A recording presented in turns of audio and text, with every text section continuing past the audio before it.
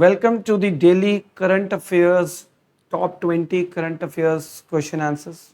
And first question in today's question answer session is, and team कौन सी? Team A and Team B online. Team A यहाँ पर है हमारे पास. Cropic initiative is launched under which scheme? Cropic initiative is launched under which scheme?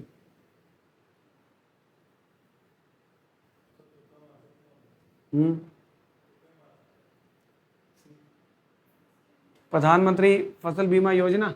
Answer is correct. Answer is C, Pradhan Mantri Fasal Bima योजना.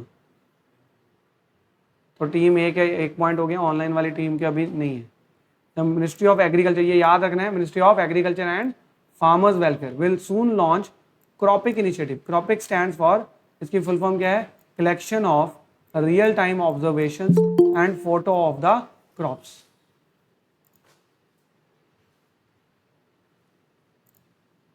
ठीक है जी. CROPIC stand for collection of real time observation and photo of crops. It is launch under Pradhan Mantri Fasal Bima योजना. इसके अंदर AI system include किया गया है. ये करेगा क्या कि क्रॉप्स की हेल्थ को मॉनिटर करेगा, स्ट्रेस को, और इससे होगा क्या कि अगर कल को किसान की फसल खराब हो गई तो फिर उसको मिलता है ना वो लॉस जितना भी होता है उसको कॉम्पनसेशन मिलती है. तो ये हेल्प करेगा टू असेस द लॉस. ठीक है. And it will help make the payment of insurance claims to the farmers faster. ठीक है, फास्ट हो जाएगा, जल्दी से एआई सिस्टम में मॉनिटर करेगा. क्रॉपिक याद रहेगा, क्रॉपिक फसल बीमा योजना प्रधान, उसका ये इनिशिएटिव है. Next is recently Eurasian otter was spotted in which region of India after 30 years. Eurasian otter कहाँ पाया गया है? टीम ए आगे चल रही है, जल्दी से करो आंसर फटाफट. Kashmir valley. Yes, team B के 1 पॉइंट हो गया, कश्मीर वैली है. तो यूरेशियन ऑटर क्या होता है? तो यूरेशियन ऑटर ये है. ठीक है, Eurasian otter. And Eurasian otter is also called European otter. तो ये कश्मीर में भी दिखा हमें. Next question, what kind of disorder is Tourette syndrome that was recently seen is Tourette? Yes, neurological. तो टीम ए के 2 पॉइंट्स हो गए, न्यूरोलॉजिकल डिसऑर्डर. ठीक है जी. तो इसमें क्या होता है कि ये बेसिकली न्यूरोलॉजिकल डिसऑर्डर है, Tourette syndrome, and that causes sudden involuntary movements. ऐसे मतलब बंदा एकदम से झटका आया एकदम से ऐसे. एक तो होते हैं कन्वल्शंस मतलब फिट्स, वो नहीं, ये मतलब सडन इनवॉलंटरी मूवमेंट्स और वोकल साउंड्स. तो उनके जब वो बोलते हैं ना, कुछ अजीब तरह की साउंड्स उनके मुंह से निकलती रहती हैं. It is called as ticks. ठीक है. यूजुअली ये 2 से 15 साल की एज में हो जाता है. मोस्टली ये बॉयज को होता है, गर्ल्स में कम है. Which organization has released the report titled Review of the State of the World Marine Fishery Resources 2025? हाँ जी, कौन सा? 1 2 3 4 बिल्कुल करेक्ट आंसर है जी, फूड एंड एग्रीकल्चर ऑर्गेनाइजेशन. इन्होंने रिपोर्ट निकाली है, review of the state of the world marine fishery resources 2025, food and agriculture organization. FAO recently released 2025 review of the state of the world marine fishery resources. The report highlights that deep sea species are hard to manage due to their slow growth. तो ये कह रहे हैं कि वो exploit हो रहे हैं ज़्यादा, वो सस्टेनेबल नहीं है. तो उसके ऊपर रिपोर्ट आई है, देख लो आप, देख लो. 35.5% are ओवरफिश्ड.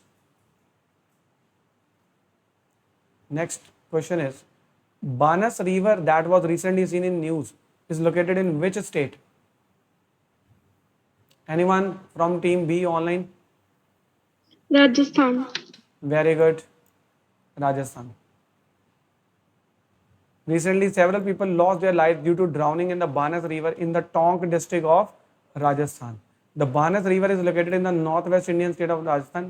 It originates near Kumbhalgarh in Aravalli hills and flows northeastward and finally merges into the Chambal river.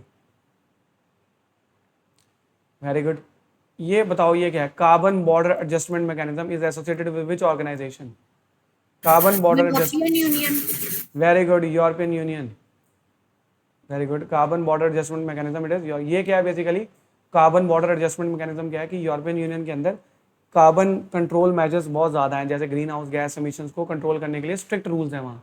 तो यूरोप के अंदर जितनी इंडस्ट्री है जो कार्बन इंटेंसिव इंडस्ट्री है, जैसे स्टील प्रोडक्शन या आयरन प्रोडक्शन, तो वहाँ पर उनको ग्रीन टेक्नोलॉजीज का यूज़ करके ही स्टील मैन्युफैक्चर करना है जिसमें कम से कम कार्बन एमिशंस हो।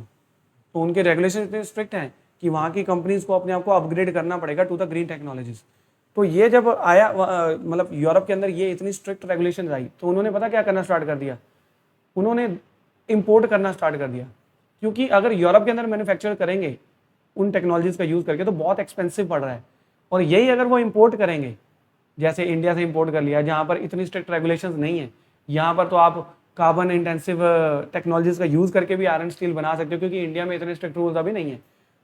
तो आप मुझे बताओ कि वो इंपोर्ट करना स्टार्ट कर रहे हैं, तो उन्होंने दूसरी कंट्री से मंगवाना स्टार्ट कर दिया। तो यूरोप ने सोचा यार ये तो गलत है कि हमने तो लगाया था कि हमने एनवायरनमेंट को प्रोटेक्ट करना है, कि कार्बन एमिशंस कम करनी है।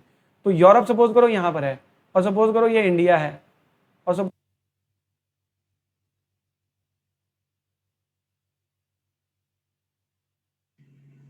Excuse me, sir. Voice is not audible.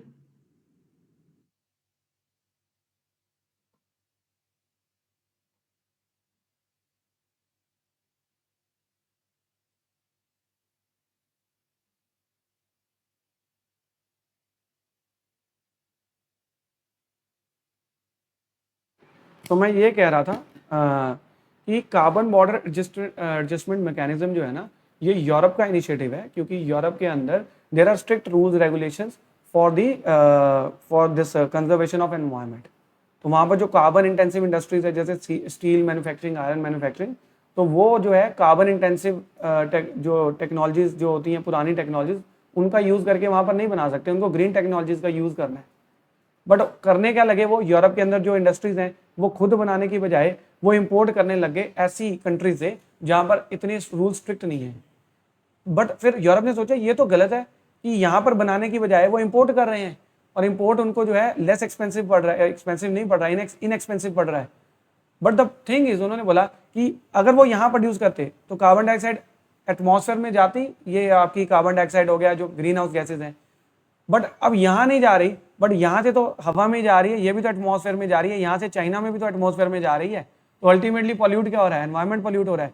तो उन्होंने बोला हम ये अलाउ नहीं करेंगे, अगर आप यहाँ नहीं बना रहे तो आप अगर इंपोर्ट कर रहे हो दूसरी कंट्री से जहाँ पर इतने स्ट्रिक्ट रूल्स नहीं है, तो आप कर लो इंपोर्ट, कोई दिक्कत नहीं है, बट हम क्या लगाएंगे, कार्बन बॉर्डर एडजस्टमेंट, कि इस यूरोप के बॉर्डर से बाहर से आ रहा है अगर कोई सामान, तो यहाँ पर हम टैक्स लगा के उसको क्या कर देंगे, बराबर कर देंगे। तो ultimately they will feel discouraged कि भैया वही वहाँ पर, यहाँ से अगर हम मंगवाएंगे तो यहाँ से भी एक्सपेंसिव पड़ेगा, क्योंकि यहाँ पर इतने स्ट्रिक्ट रूल्स नहीं है, तो फिर वो क्या लगा रहे हैं, यहाँ पर टैक्स लगा रहे हैं।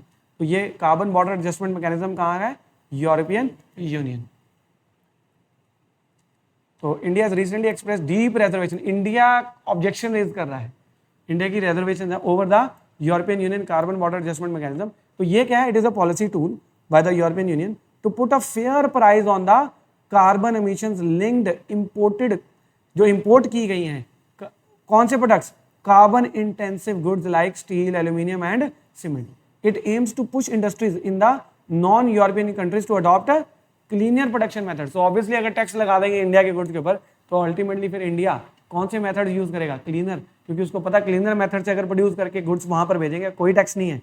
बट अगर हम पुराने मेथड जो है कार्बन इंटेंसिव मेथड्स हैं उनको यूज करके भेजेंगे तो वहां टैक्स लगाया जाएगा। प्लीज ये नोट डाउन कर लो, ये एग्जाम में आ सकता है। फिट फॉर 55 स्ट्रेटेजी किसकी है, फिट फॉर 55 स्ट्रेटेजी किस देश की है, फिट फॉर 55 यूरोपियन यूनियन की है जी। इसका मतलब क्या है, इसका मतलब ये है कि 2030 तक यूरोपियन यूनियन कह रहा है कि हम 55% कार्बन डाइऑक्साइड रिड्यूस करेंगे अपनी कंट्री के अंदर, मतलब कार्बन इंटेंसिटी रिड्यूस करेंगे। तो आप देख लो 2030 तक यूरोपियन यूनियन कह रहा है कि जितनी कार्बन डाइऑक्साइड हम अब एमिट करते हैं उसका 55% रिडक्शन कर देंगे हम 2030 तक। तो फिर आपसे पूछा जा सकता है फिट फॉर 55 स्ट्रेटेजी किसकी है, ये यूरोपियन यूनियन की है। जैसे सपोज करो 2000 में यूरोपियन यूनियन सपोज करो कि 100 ton of carbon dioxide emit कर रहा है, सपोज करो, बहुत लो फिगर ले रहा हूँ, 100 टन। तो अब 2030 तक ये सेम गुड्स, सपोज करो ये गुड्स बनाए हैं 20 करोड़ वैल्यू के, ठीक है, 20 करोड़ वैल्यू के गुड्स बनाने के लिए कितनी एमिशंस करी हैं? 100 टन। तो अब इतने गुड्स बनाने के लिए, अब ये 2030 तक अगर 20 करोड़ वैल्यू के गुड्स बनाने हैं तो 100 टन एमिशंस नहीं करेगा, वो क्या करेगा? लिखा है 55, मतलब टारगेट से 55 रिडक्शन, तो 55% कम कर देगा, तो कितना? 45 टन कार्बन डाइऑक्साइड एमिशन करेगा और इतने वैल्यू के गुड्स बना लेगा। तो ये कब पॉसिबल होगा? जब ग्रीन टेक्नोलॉजीज, न्यू टेक्नोलॉजीज का यूज़ किया जाएगा। ये याद रहेगा। चलें आगे। देन आगे है Aller spiny frog was recently discovered in which country? I think it is Vietnam. Vietnam. Aller spiny frog was discovered in Vietnam. चलिए आगे देखिए, Pradhan Mantri Ujjwala Yojana was launch by which ministry? ये बता दो चलो। Ujjwala Yojana, Ujjwala Yojana is basically an initiative to provide clean cooking fuel, LPG cylinder, clean cooking fuel. बताइए जी कौन सा होएगा? Ministry of new and renewable energy होएगा या पेट्रोलियम एंड गैस होएगा? एलपीजी, तो यही होएगा आंसर। तो ये clean cooking fuel LPG cylinder देने हैं उन वुमेन्स को जो बिलो द पॉवर्टी लाइन है, जिनके पास नहीं है ये, तो नहीं तो अदरवाइज ये भी इनिशिएटिव हमारा क्लाइमेट चेंज को रोकने के लिए है। क्योंकि देखो जो रूरल एरियाज है वहाँ पर क्या यूज़ किया जाता है? Biomass. Biomass basically cow dung use कर लिया, वुड फ्यूल यूज़ कर लिया, तो उससे कितनी स्मोक और कितना कार्बन डाइऑक्साइड एमिट हो रहा है। तो क्लीनर फ्यूल कौन सा है? LPG gas. और इससे और भी फायदे ये होंगे, एक तो एनवायरनमेंट क्लीन होगा, दूसरा ये है कि वुमेन हेल्थ इंप्रूव होगी। वुमेन हेल्थ देखो, स्मोक इनहेलेशन से कितनी प्रॉब्लम आती है, एंड मोर ओवर उनको ये मटेरियल कलेक्ट करने नहीं जाना पड़ेगा। तो उज्ज्वला योजना किस मिनिस्ट्री की है? Ministry of petroleum and natural gas. अच्छा, एक स्कीम और है जिसका नाम है उजाला। उजाला एंड उज्ज्वला में फर्क है। उजाला में गवर्नमेंट देती है एलईडी बल्ब, ठीक है। तो बिलो द पॉवर्टी लाइन जो हाउस होल्ड हैं उनको क्या प्रोवाइड करती है? LED bulbs. क्यों एलईडी बल्ब्स? क्यों? क्योंकि इसकी एनर्जी एफिशिएंसी ज़्यादा है, ये कम इलेक्ट्रिसिटी कंज्यूम करते हैं। तो उससे भी अगर कम इलेक्ट्रिसिटी कंज्यूम करेंगे तो हमें बिजली का यूज़ कम होगा, इलेक्ट्रिसिटी का यूज़, और हमें थर्मल प्लांट्स में कोयला उतना नहीं बर्न करना पड़ेगा। बोलो, ये भी तो एनवायरनमेंट को सेव करेगा उजाला। तो याद रखना, उजाला एंड उज्ज्वला दोनों में डिफरेंस है। Ministry of petroleum and natural gas, Pradhan Mantri Ujjwala Yojana is a welfare scheme by the ministry of petroleum and natural gas to clean cooking fuel. It offers deposit free LPG connections to adult women from poor households. This scheme has become, ध्यान देना जरा, world's largest clean energy programme for household दुनिया का। तो 10.33 crore families का जो है use कर चुकी हैं, इसका बेनिफिट ले चुकी हैं। चलिए ये बता दीजिए, what is the new motto adopted by full bench of Lokpal of India? New motto, Lokpal आपको पता है इंस्टीट्यूट? हाँ जी, लोकपाल इंस्टीट्यूट जो हमारा ये स्टैट्यूटरी बॉडी है एक इंडिया के अंदर, एक लॉ के अंदर बनाई गई लोकपाल एक्ट। अगर आपको याद होगा, अन्ना हजारे मूवमेंट आई थी, है ना, 2010-12 के आसपास आई थी अन्ना हजारे मूवमेंट। उस टाइम पे कितना इन्होंने वो रेज किया था करप्शन के अगेंस्ट। तो लोकपाल डील करता है करप्शन केसेस से। किन के अगेंस्ट? Public officials. किन के against? Public officials and high public officials, जैसे prime ministers, cabinet ministers and बड़े बड़े सेक्रेटरीज जो हैं, इन सब के अगेंस्ट एक्शन ले सकता है लोकपाल। तो इनका इस बार का मोटो जो इन्होंने चूज किया है, क्या है मोटो? हाँ जी, Second, yes, empower citizens and expose corruption. This is the correct answer. Now you tell me, who is the present Lokpal of India? Ajay Manik Rao Khanwilkar. Who was the first Lokpal of India? Pinaki Chandra Ghosh.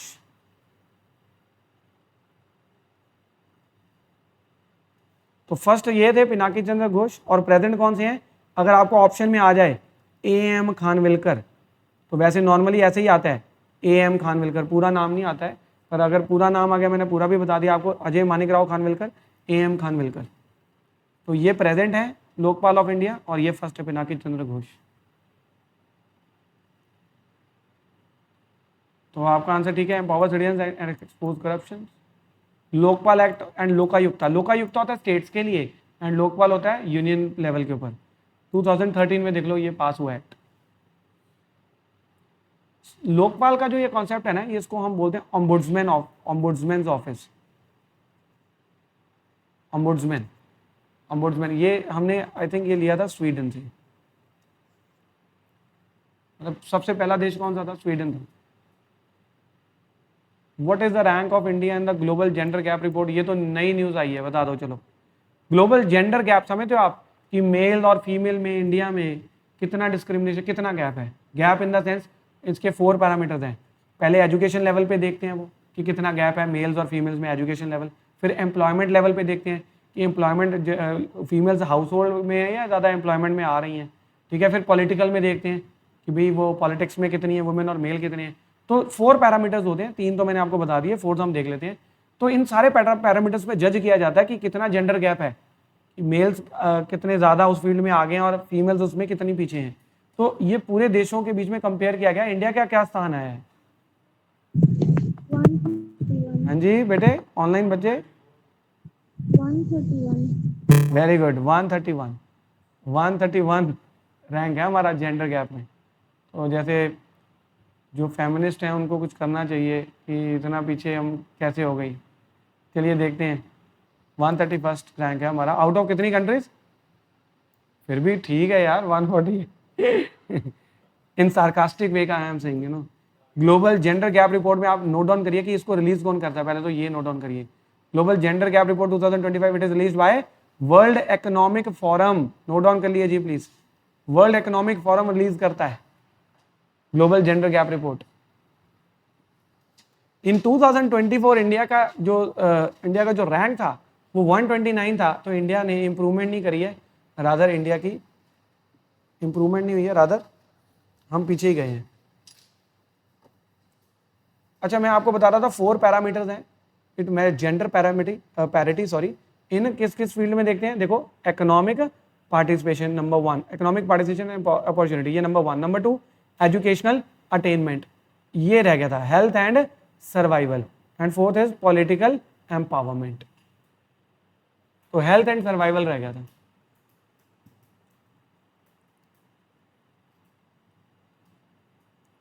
ये बताइए जी, ये अभी start हो गई है जी, ये वाली अभी प्रेजेंटली ये चल रही है। एक्सरसाइज शक्ति 2025 is a joint military exercise between India and which country? I think it is France. The 8th edition of Exercise Shakti 2025 is scheduled to take place between 18th June to 1st July in France. It is a joint military exercise between India and France. तो team B ने ज़्यादा answer दिए जी, आज team B जीत गई है, उनको आज prize मिलेगा। कल वाली टीम का भी प्राइज पेंडिंग है, टीम ए का। मैं अब नेक्स्ट क्लास में मंडे को मैं प्राइज लेके आऊँगा और दूंगा, और सच में दूंगा। It a joint military capabilities, the focus is on multi domain operations in सब कन्वेंशनल सिनेरियोज। तो बेसिकली 2 कंट्रीज की जो आर्मीज होती है ना, उनके बीच में इंटरऑपरेबिलिटी बढ़ाने के लिए। बॉन होमी क्या होता है? कैमराडरी क्या होता है? बॉन होमी होता है फ्रेंडशिप, कैमराडरी का भी मतलब होता है फ्रेंडशिप। ठीक है, कैमराडरी, और ये वोकेबलरी के वर्ड्स आपको आने चाहिए, बॉन होमी एंड कैमराडरी। इंटरऑपरेबिलिटी का मतलब ये होता है कि सपोज करो कि कल को इंडिया और फ्रांस किसी सिनेरियो में या डिजास्टर में अपनी मिलिट्रीज को उतार रहे हैं, तो जब उनके बीच में इंटरऑपरेबिलिटी होगी, उनको पता होगा एक दूसरे के फंक्शंस का, एक दूसरे के स्टैंडर्ड ऑपरेटिंग प्रोसीजर्स का। एसओपी समझ तो स्टैंडर्ड ऑपरेटिंग प्रोसीजर्स, कि भाई उनका काम करने का तरीका क्या है, तो हमारा क्या, तो उनसे कोऑर्डिनेशन अच्छी बैठ जाएगी। बट अगर एक दूसरे के साथ कभी एक्सरसाइज की नहीं होगी तो coordination at the time of need, in the time of need नहीं हो पाएगी। ठीक है। Then who has become the first person of Indian origin to be elected as a president of American medical association? भाई कौन पहले ऐसे Indian अब अमेरिकन मेडिकल एसोसिएशन के प्रेसिडेंट बन गए हैं? इसका आंसर है श्रीनिवास मुकामला, श्रीनिवास मुकामला। तो इनका पूरा नाम है doctor Srinivas Bobby Mukkamala, Indian origin के पहले प्रेसिडेंट बने अमेरिकन मेडिकल एसोसिएशन के। चलिए ये बता दीजिए, what is the name of the first independent special forces exercise? अभी आपने देखा कि इंडिया और फ्रांस के बीच में एक्सरसाइज शक्ति, और ये इंडिया और अमेरिका के बीच के स्पेशल फोर्सेज में एक्सरसाइज हो रही है। स्पेशल फोर्सेज कौन सी होती हैं? जैसे हमारे इंडिया में पैरा कमांडोज हैं, तो वो स्पेशल फोर्सेज हम उनको बोलते हैं। तो उनका जो है, उनके वहाँ पर स्पेशल मरीन कमांडोज बोलते हैं उनको, जो उनके स्पेशल कमांडोज हैं। तो हमारे स्पेशल फोर्सेज में और उनके स्पेशल फोर्सेज में कौन सी एक्सरसाइज हो रही है? Second. Yes, tiger claw. Tiger Claw was the first independent special forces exercise between Indian Air Force and United States Air Force. ठीक है, याद रखना ये। Then apart from that, ये बताइए, according to the World Bank, what is the projected, ये ऐसे question Punjab university में तो बहुत ही आते हैं। According to the World Bank, what is the projected economic growth of India for financial year 2025 and 26? कि भाई 2025-26 जो ये ईयर है, इसमें इंडिया कितने % से ग्रो करेगा? ग्रोस डोमेस्टिक प्रोडक्ट 6.3, ठीक है जी, फाइनेंशियल ईयर के लिए। एंड इंडिया को एक्सपेक्ट किया जा रहा है कि ये फास्टेस्ट ग्रोथ है among the world largest economies.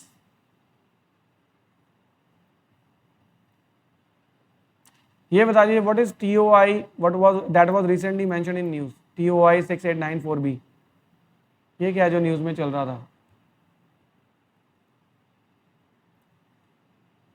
Giant planet है, जाइंट प्लैनेट। तो बेसिकली ये एक समझ लो आप गैस जाइंट है, giant planet orbiting a very small red dwarf star. ठीक है, इतना ज़्यादा हमारे लिए इंपॉर्टेंट नहीं है ये, बट वैसे थोड़ा सा याद रख लो। ये बताओ, ये इंपॉर्टेंट है, विच state government has launched a Jio tagged 13 digit unique identification number system for all infrastructure projects. अब मतलब पता क्या है इसका, जैसे उस स्टेट के अंदर मान लो एक जगह रोड बन रही है, कहीं ब्रिज बन रहा है, कहीं टेलीफोन लाइन, मतलब मान लो कोई अंडरग्राउंड कोई सीवरेज डालना है या कुछ लाइंस डालनी है अंडरग्राउंड, तो इसको क्या करेंगे, ये यूनिक उसको नंबर दे देंगे। नंबर देने से क्या पता चलेगा कि जो डिफरेंट डिपार्टमेंट्स हैं उनके बीच में कोऑर्डिनेशन रहेगी कि कहाँ तक पहुँच गया काम, कौन से डिपार्टमेंट का पहले काम है। जैसे अब देखो इंडिया में क्या होता है कि रोड बननी होती है, तो रोड बनाने वाले रोड बना के उसके बाद आगे नीचे सीवरेज डालने वाले, तो रोड सारी तोड़ के क्या नीचे बनाने लगे, सीवरेज। तो कोऑर्डिनेशन नहीं है ना, वेस्टेज ऑफ पब्लिक मनी है। तो इससे क्या हो जाएगा, जब geo tagged 13 digit unique identification number project होगा तो इससे सारे डिपार्टमेंट्स कनेक्टेड हो जाएंगे और एक कोऑर्डिनेशन बन जाएगी कि पहले कौन सा काम करना और क्या है, तो टाइम वेस्ट कम होगा और टाइम पे क्या हो जाएगा, प्रोजेक्ट कंप्लीट हो जाएगा। तो ये बताइए कौन सी स्टेट गवर्नमेंट ने ऐसे लॉन्च किया? महाराष्ट्र। हाँ जी, वेरी गुड हिमांशी, आज तो बड़े फॉर्म में हो।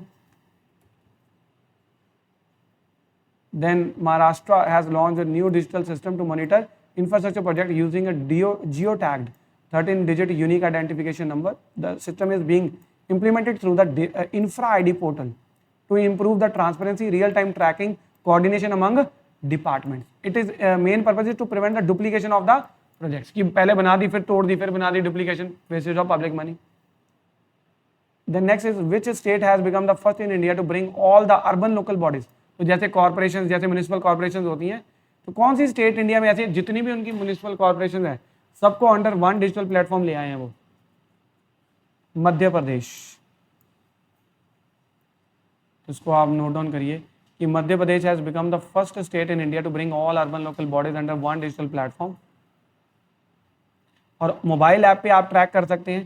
ठीक है, मोबाइल ऐप कौन सी है? उमंग। ये अभी नहीं है, पहले से ही है उमंग ऐप। इसका नाम है unified mobile application for new age governance.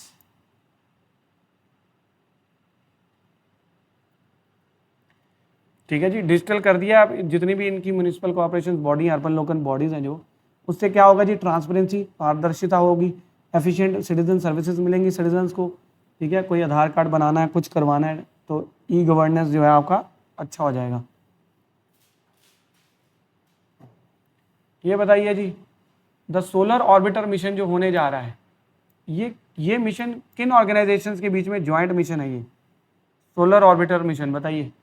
Sir ESA and NASA. Very good, European space agency and national aeronautics space agency. For the first time ever scientist have captured the direct images of the sun's north and south pole. तो भाई ये जो हम ये solar orbiter mission है, इसमें सन के north और साउथ पोल का पहली बार डायरेक्ट इमेजेस कैप्चर किए हैं। It is a collaborative effort between European space agency and NASA to study the sun. The main aim is to observe the sun surface को observe करना है, solar winds जो होती हैं उनको देखना है, स्टडी करना है। ये बताइए जी please, which state government has launched Mukhyamantri Jeevan Anuprerana scheme to support research scholars. तो जो पीएचडी स्कॉलर होते हैं, जो रिसर्च करते हैं, उनके लिए ये स्कीम लॉन्च की गई है। बताइए जी इसका answer. Which state government has launch Mukhyamantri Jeevan Anuprerana scheme to support research scholar. Sikkim है, I guess it is Sikkim, let's see. नहीं, असम है, I was wrong, answer is Assam. The Mukhyamantri Jeevan Anuprerana scheme has been launch in Assam to support research scholars. इसमें क्या मिलेगा, one time financial assistance मिलेगी 25,000 से लेकर 40,000 तक गवर्नमेंट देगी। Special provisions are included for दिव्यांग। दिव्यांग कौन से होते हैं, स्पेशली डिफरेंटली एबल्ड, सॉरी कौन होते हैं, डिफरेंटली एबल्ड, ठीक है। It aims to provide financial remove financial barriers. ये बता दीजिए चलिए, what is the name of the survey launched on Namo app to mark prime minister Narendra Modi 11 years in office. तो नमो ऐप के ऊपर कौन सा सर्वे चला रहे हैं ये, मोदी जी के 11 साल हो गए प्राइम मिनिस्टर बने, तो नमो ऐप में कौन सा ये चला रहे हैं सर्वे। लास्ट है आई थिंक जन मान सर्वे, जनमान सर्वे है, Janman survey. It is launch to mark 11 year of service and इसमें क्या करेंगे, ये लोगों से फीडबैक लेंगे किस चीज़ के बारे में, कि भाई आपको कौन से गवर्नमेंट इश्यूज़ के ऊपर अपना फीडबैक दीजिए, की गवर्नमेंट इश्यूज़ जैसे कि नेशनल सिक्योरिटी के ऊपर, जैसे अभी पहलगाम हो गया, और गवर्नेंस के ऊपर बताइए, कल्चर प्राइड, यूथ डेवलपमेंट के बारे में आपकी क्या राय है। और लोगों ने पार्टिसिपेट भी किया है। With in 26 hours survey received over 5 lakh responses. So this is all in today's quiz session. Okay, thank you.